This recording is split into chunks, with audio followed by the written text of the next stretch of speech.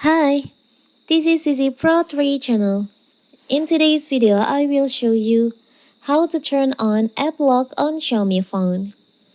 Before we get started, don't forget to subscribe and turn on the notification to keep you updated about this channel. So, let's go!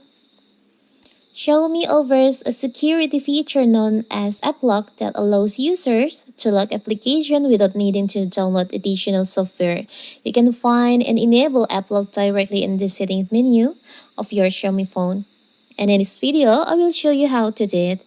So first, you can open your settings on your phone. Here's I'm using a Xiaomi phone. Now you can scroll down and there is an option apps. You can tap on that and you'll find there is an option app lock. You can tap on that. You can tap on turn on. You can draw a pattern to open to turn on the app lock. You can draw the pattern again to confirm. Now tap on next. You can add your Xiaomi phone account. Tap on add if you want. Now here you can choose the app that you want to lock. I will choose WhatsApp, Messenger, Facebook, and Instagram. Tap on use app lock. You can enter your fingerprint.